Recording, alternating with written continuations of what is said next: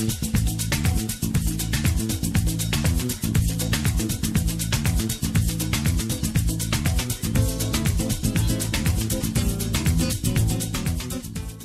everybody, it's Karina Velsco and welcome to Coffee, Tea or Sex. Today I have a very special guest. We share a deep passion, which is the art of transformation. How can we achieve our goals and be successful, in tune with our souls, with our passion, with love?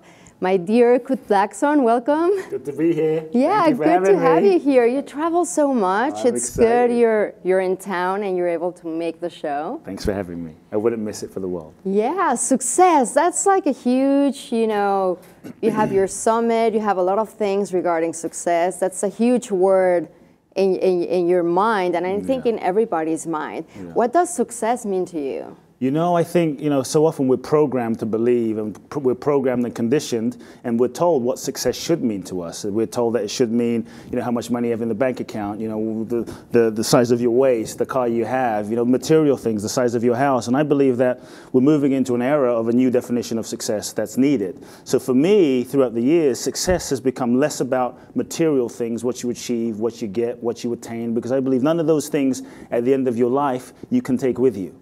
Even Tutankhamun, the great pharaoh, who had billions of dollars worth of gold, could take nothing with him into the afterlife. So for me, success has become really more about the evolution of my soul. To what degree am I evolving and growing and becoming the most authentic, highest expression of my true self, of my true nature. So that's what success is, really. But there's some work in it because, like you say, we have imposed meanings of success. But how can I find out what my true purpose is, or, like you say, in alignment of my soul, what success means to me and what I must do in this life? Yeah, I think we get conditioned, from the moment we're born. We're born free. As children, we're born in touch with our essence. We're born in touch with our aliveness. We're born in touch with, you look into a child's eyes and you see this light in this child. I think that's why, even a criminal looks into a kid and they're in touch with their heart. They're in touch with their true essence. But as children, slowly we begin to get conditioned. We meet our parents, some of which can be a little crazy, and we deal with pain and trauma and divorce, and slowly we start learning all sorts of ways to disconnect, and we end up disconnecting from our true authentic expression, our true nature, that true connection to source, to our souls that you're talking about. So as children, we're in touch with this light, we start disconnecting, we start developing all sorts of ways to avoid pain, to not feel the pain of being neglected, to not feel the pain of heartbreak and, our parents not being around, or abuse or trauma, whatever it might be, being teased at school. So we start learning all sorts of strategies and mechanisms that we start contorting ourselves into a certain shape. Then we also go into the world with this kind of sense of, who do I need to be in order to be loved?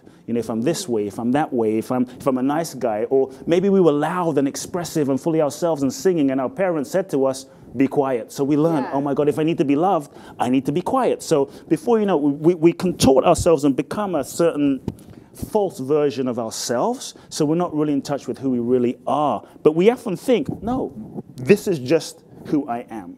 So I always ask people, is who you think you are who you really are, or is it who you've been conditioned to be? And many of us, we're making choices in our lives to get what we think we want based on who we think we are, but we're not in touch with who we really are. So then we get the things that we thought would make us happy, only to realize it doesn't make us happy because it's not really in alignment with who we really are. So I think the first step is we have to question. We have to question, who am I?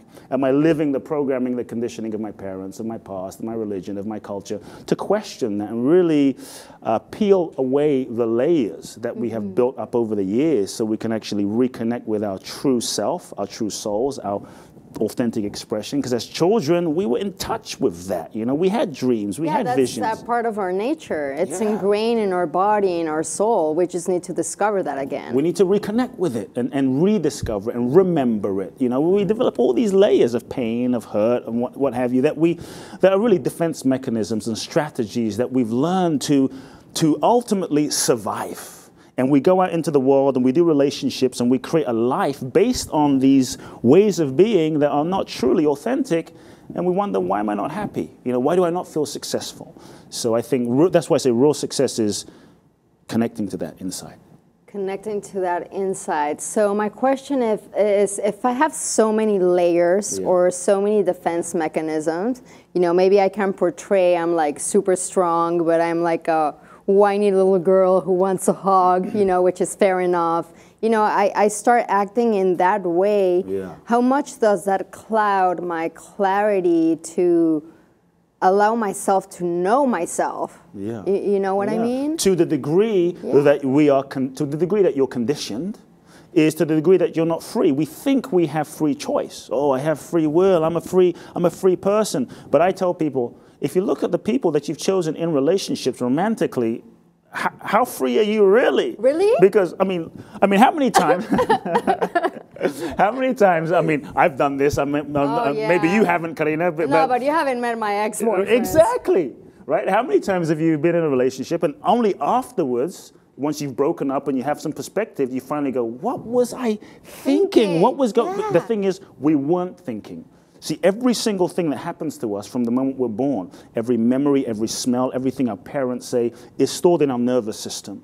Okay, so the pain, the trauma, all that gets stored in our nervous system unconsciously. The nervous system is the antenna to the world. Information comes in, then we go into adults, information comes in, then we're now filtering that information through our nervous system. So we think we are seeing clearly, but it's being interpreted by the amount of junk, basically, and baggage that we're carrying being filtered through our nervous system. In that sense, what we're seeing and what we're perceiving and who we think is in front of us may not really be what we're really thinking and seeing. It's not reality. It's what reality. We think is real according to my past stories, beliefs, experiences, hurts, wounds.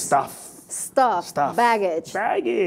You know, so often, you know, so perhaps growing up let's say we have a woman called Susie, and Susie grew up and her father was mean and he was painful and he was a little abusive, and she loved him as a child. Which child doesn't love her father, right? Which child doesn't love her parent, one of her parents?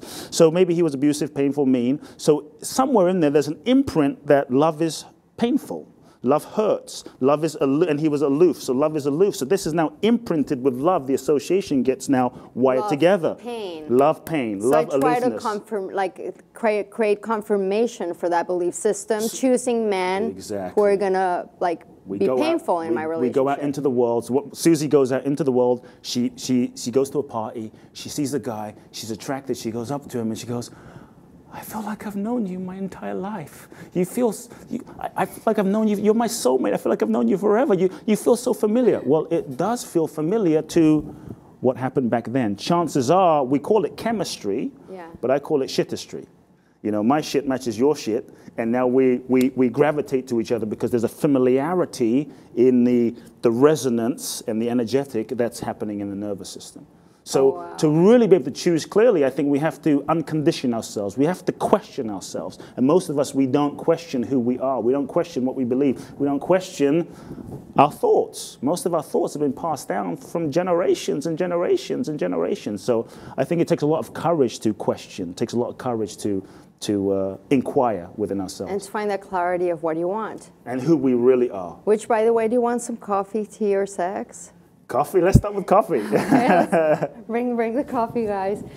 So, yeah, I mean, and that's incredible because a lot of people have so much fear, and I include myself. There's been those moments when I need to confront something that I don't like or see a part of myself that I don't like, and I just try to avoid it, but I know it's necessary to take me to my next level of evolution or next level of love or next level of happiness. So what tools do we need as humans in order to nourish that part and give ourselves that support? Because sometimes we don't have it externally. How can we create that for ourselves? I think the first step in the process of transformation is being willing to question oneself. The second thing that is not necessarily a tool, but I think without it, no tools will work. You know, no practical strategies will work, and it's the willingness to be radically, ruthlessly, compassionately honest with yourself. And I think based on our survival mechanisms and what we've done to survive and function and avoid feeling hurt, avoid feeling rejected, we've developed all these mechanisms to survive, becoming a persona. We learn to rationalize and we learn to basically lie to ourselves about what we really feel. We've learned to suppress our pain, our feelings, our emotion, and we've stuffed it down. And we're experts, right? We've At become lying, creating excuses. Brilliant at it, you know. So we learn to lie to ourselves. That didn't hurt so much. No, that didn't matter so much. No, it wasn't so. No, it did. So this creates a pattern of denial inside, and it disconnects us from who we are. So I always say you can't really shift your life or transform your life until you're willing to be honest. But we play a game. The game I call I don't know. We often have this game is, oh, I don't really know what I feel. I don't really know what I want. I don't really know if this relationship is right for me. I don't really know if I want to leave this relationship or if this job is right for me. And the truth is we do know. So the willingness to feel the truth of what we do feel, some of that might mean feeling pain. So we do know there's an answer. I believe there's a part of us that knows everything because there's a part of us as souls that is everything. But we often haven't really allowed ourselves to tap into that. See, one of the reasons we lie to ourselves is because we create a life that is based on survival. Then we create a level of success based on survival. And now to really be honest about, wait a second, I'm not happy with my life. I'm not happy in my job. I'm not really happy in my relationship. Uh-oh, if I tell the truth about what I really feel, I might have to break up. I might have to leave my job. I might have to fill in the blank. So there's a certain consequence and a payoff that we often have for not telling the truth, for not being honest, because we're in a comfort zone. But that's what we need, because a lot of people say, like, I want to change, right? Yeah. So in order to change, you have to go there. There is no way to take action if you're not willing to be true to yourself and honest with yourself. Absolutely. You know, people often say, I want to transform. There's no easy way, couldn't I? Yeah, I'm sorry. Look, it's not for everyone. Yeah. You know, it's not. Look, how many Gandhis are there? There's like one Gandhi. How many Bruce Lees are there? One. There's one Bob Marley. There's one, you know, Iron Man winner. There's no shortcuts. You can't hack authenticity. It's a path. So for me to be human, it takes a tremendous amount of courage. Tremendous amount of courage. So I always give, you know, people often say, I really want to transform. I really want to change. And you know what I say to my clients? No, you don't. You don't. And most people actually don't. They're just telling themselves that they should and they would like to, but they're not really radically committed. So that next step is to be radically committed. And most of us, we're not radically committed because of the fear of the payoff of what will happen if I let go of my job, if I'm really honest. It changes. Yeah, Everything changes. Transformation will happen. I often say, look, being happy is simple. Yeah. It's simple. Feel the truth, tell the truth, live the truth. It's not always easy. So few people do it. Mm-hmm. And as a result, most of us, in some way, because we're conditioned, we're living lives that aren't fully in alignment with our integrity, with what we know deep down. And we go to sleep knowing this relationship isn't right. We go to sleep knowing something's a little off. We go to sleep compromising. It doesn't feel good. So how can we be happy? So happiness is simple. Mm-hmm. Feel the truth, tell the truth, live the truth. It's not complicated, but it's not easy. Because we're constantly in this place of wanting to be accepted and wanting to be loved and wanting to be validated. Because as children, we weren't necessarily loved unconditionally. We learned that love was conditional. But to go to that level, to create a shift and transformation, that really doesn't matter. Like validation and people loving you or not. Like you have to, I think, let go of what people think of you in order to make a change. Exactly. Because if you keep like being a people pleaser or like, oh, what is mommy gonna say? Or what is my boyfriend? Like, yeah, do you love me? Do you love me? You know, like sometimes we don't change because that's not gonna please or it's gonna piss off a lot of people. Yeah, which is what we learn to do growing up. It's like, who do I need to be in order for you to love me? If I'm the nice guy, then you'll love me. So it becomes love becomes a trade. So we learn a conditional way of being loved.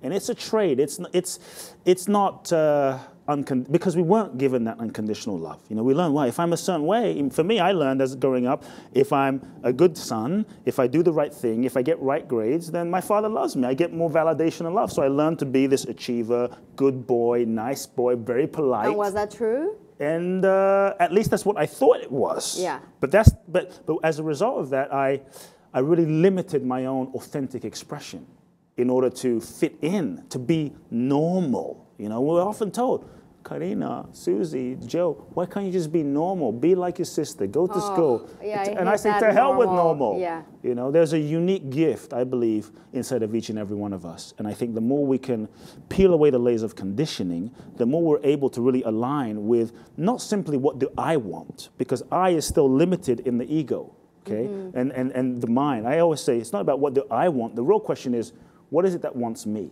What is it that's actually seeking to express itself through me? There is an impulse of life that's seeking to express itself through us. And I believe that our dreams and our desires and our goals choose us. They choose you. This show chose you. You know, my vision chose me because we are the perfect people to fulfill that vision based on our experience, based on our pain, based on our challenges, based on everything we've been through. I mean, that sounds amazing, but like, give me a little like tool to be able to get there, because how can I choose that experiences, or how can I let my light out and shine and express itself? Start telling the truth about everything, about how you feel, and then start being willing to feel whatever you have suppressed, whether it's pain, whether it's anger, whether it's resentment, all that stuff that we've learned to suppress. Be willing to consciously, intentionally journal about it. Give yourself the space, the permission to not avoid it by drinking, shopping, social media, distract. We've done all these things to distract ourselves from feeling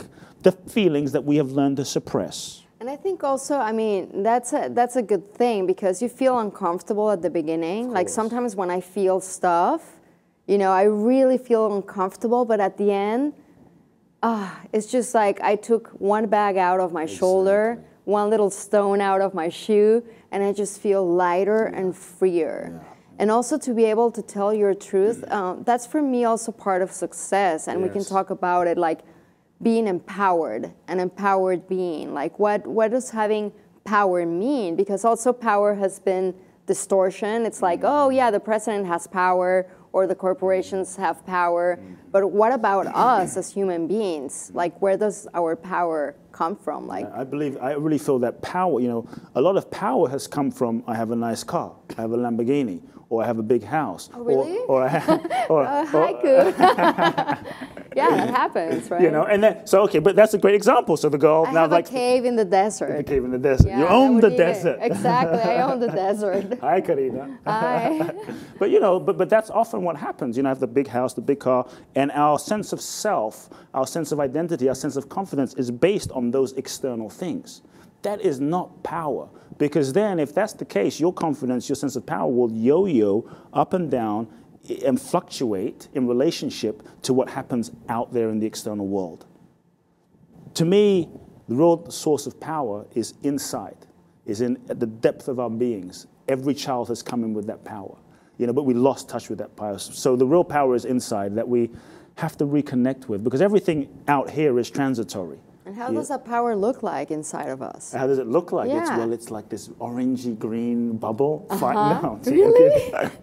I'm kidding. You know, I believe that power is an invisible force. It's but how does it feel like? I would say it feels alive. It feels vibrant. But it's the, you know, the moment we say that we are strong and confident, but the moment you take away someone's iPhone, you know, I do these crazy trips to India, you know, these transformational journeys to India. Oh, yeah, I've heard. Right? I've heard about them. Heard about and I've been wanting to go, but to be honest, I'm really scared. Yeah, you should be. Just to go with you. Yeah.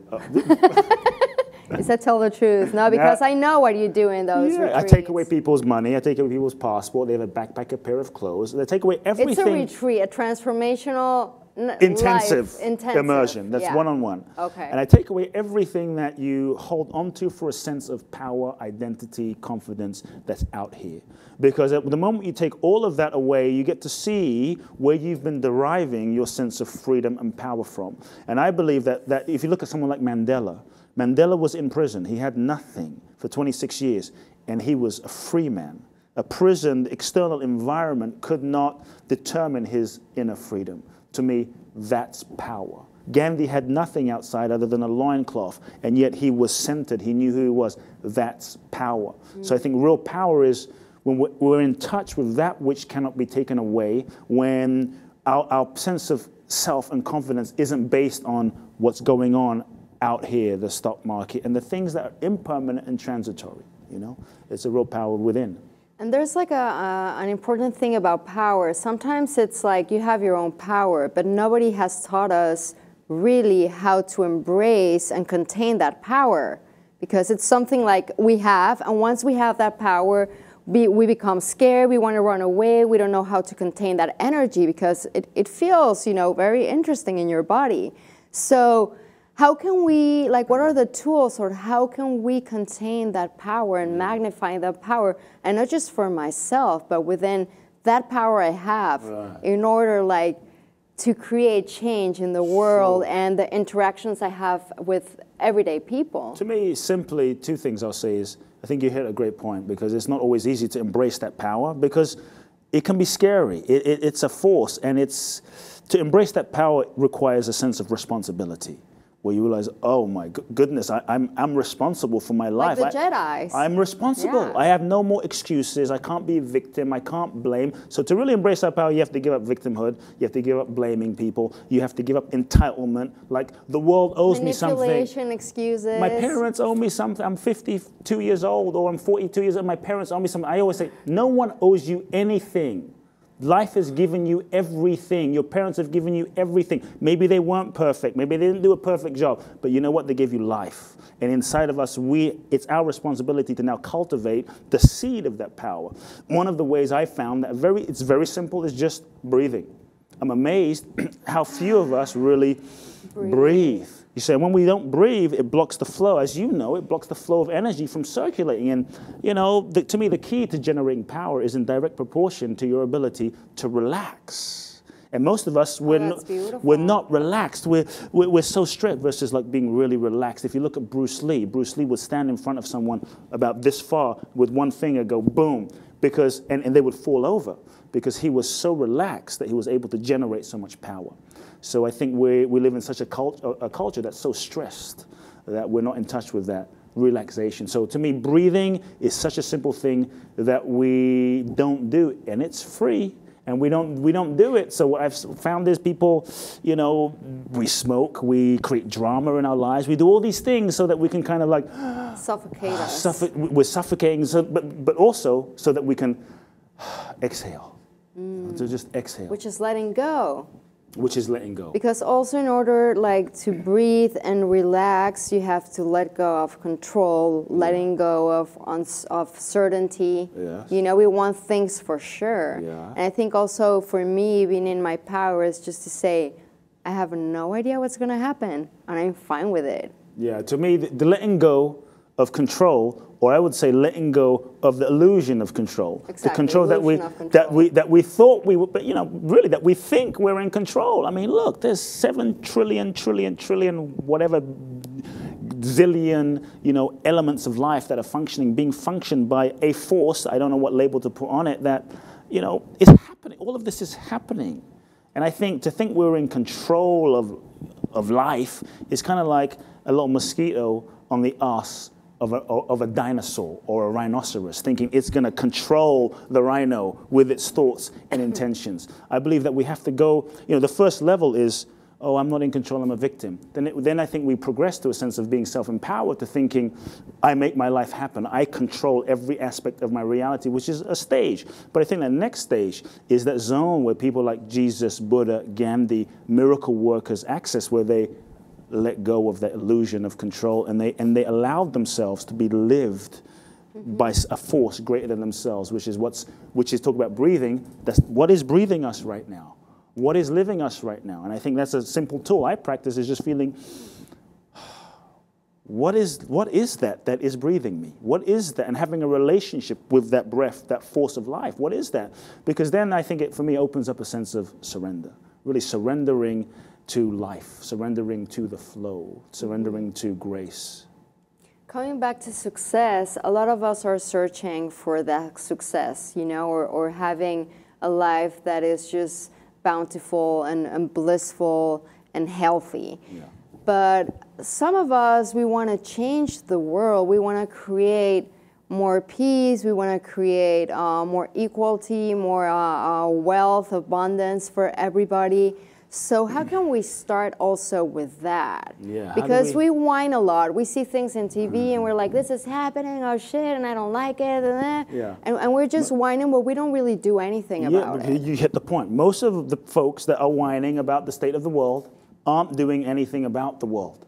They're not doing their part. But I really believe that the place we have to start, if the outer world is really a manifestation of our collective consciousness of 7 billion people, as a reflection of everything we put into the universe, many of us, we're trying to change the world, but we can't even change ourselves. We're trying to change the world, but we can't get off of alcohol. We can't get ourselves to exercise. We can't get ourselves to eat healthily. Yet we want to change the world and feed the whole world, but we can't put veggies in our mouth. Something doesn't add up. I say the first step to generating power is take some of those simple steps to look at your life as to what can you control. Drink some more water every day. Do those things because the world is a reflection of who we are, and we are a mini of the macro. So if we can't take care of our own physical ecosystem and put healthy things in here and not pollute our bodies, and we're trying to save the rainforests and the rivers from being polluted, but we can't stop polluting ourselves. How's this going to work? This is not really a sustainable plan. So I think the first thing is we have to take responsibility for ourselves and really change ourselves from the inside out. And ultimately, you can go into the world as an activist and be very against everything, against, this company, against that industry. I don't like the against word even. You can't change something at the same level of consciousness. You have to go to a high level of consciousness. I'll tell you a quick story. One of my dear friends was a former disciple of Gandhi, an amazing man. He's from India, and he was all about peace and nonviolence, was with Gandhi for 50 years. He was all about peace, nonviolence, so he came to San Francisco about 10 years ago, and I took him to a peace rally. And this is when Bush was in power. Forget your politics, that's not relevant for this situation, but it was an example. And Bush was in power. There's a lot of people that were protesting George Bush and the war and what have you. And he came, and I took him to this peace rally. He was going to go speak, and I said, hey, his name is Dwarkaji. Dwarkaji, are you happy that everyone is protesting for peace? And he looked at me with his Indian accent, and he said, let me think. And then he turned to the audience when he went on stage, and he looked at them and he said, do you love Bush? Do you love George W. Bush? Everyone went quiet. They're like, no, we hate him. Do you love Bush? And it became apparently clear. He said, you can't create peace coming from hate. You can't create peace coming from hate. So if you're trying to, and I've seen it with human beings, we're often trying to read books to change ourselves so we can be some idea of what we think we need to be, enlightened, more like the Dalai Lama, more like Mother Teresa, never have a negative emotion. And what I see people do is we end up judging and beating ourselves up to try and transform ourselves into what we think we should be. And I think one of the keys to success, one of the keys to being happy, is finding ways to love ourselves and bring compassion to ourselves exactly as we are right now. We may not be perfect. We may not be Mother Teresa. But that's not going to happen because we're not. I mean, our nature might be perfect, but we're not going to be perfect. We don't try. We need to embrace ourselves for who we are right now. As we are right now in progress as human beings. If you're looking, I tell people, because then even the self-help game of helping yourself can be a never-ending trap. I was going to tell you that. Sometimes I feel so pressured about self-improvement. I need to work on this. I need to be better, that I never feel it's enough. And sometimes I cry and I'm like, I'm just tired, of all this work, and I'm never there, and I'm never feeling better, and I'm never a better version of myself. It's spiritual consumerism. Really? Thank you for bringing that up. That's what it is, basically. That's crazy. So I think, for me, it's stop seeking yourself, stop trying to fix yourself, and shift your relationship with yourself as you are. The real issues you're trying to fix and change and transform is not the issue. The real issue is your relationship with yourself. The real issue is not the issue. It's how you relate with yourself as you deal with the issue. So as you shift the relationship, I have found, then you can accept your imperfection. And you realize that there's no perfection at the level of the personality, Karina. The personality is never going to be perfect. Yeah. One of my teachers in India said, if you want to change your personality, he said it in an Indian accent, but if you want to change your personality, you better change it now, because when you're enlightened, you won't give a shit. You won't really care because you'll know it doesn't matter. that it's not really you. You know, so I think one of the keys to freedom is learning to love yourself as you are now. Now, to me, and that inner conversation we have. but that also means that inner conversation, and that also means even if you don't love yourself perfectly, even if you're like, oh, I'm judging myself again, oh, why? But Karina and Kute just said to love myself, is to even be able to love that. To be able to even love the fact that you're not loving yourself perfectly, and that you're still judging yourself, to be able to like bring compassion to even that. Because that's being humans. It's being human, exactly. That's what we do as humans, Exactly. right? There's always a moment of judgment. In the spiritual world, like for many years, you know, because I was full on, a lot of people said to me, it's like, oh, you're mad, but you're a yogi. You're supposed to be happy all the time. And right now I have a bitch that comes out of the closet from time to time. And she's pretty awesome, you know? So we have all those parts of ourselves. And if we embrace them and use it, like I use that energy or that feeling or emotion in a compassionate way, that means I don't hurt others. Exactly. You know, I'm not driving like, you know, like telling everybody to, you know, like we do that all the time. It's like I bring that into my own space and ritualize that anger or ritualize. Consciously express it. Exactly. Yeah. Without hurting others, because I think it's good that we touch base on this, because that doesn't mean if you're angry, you're going to go out there and like yell to everybody. No, I think it's about embracing, it's like a rainbow.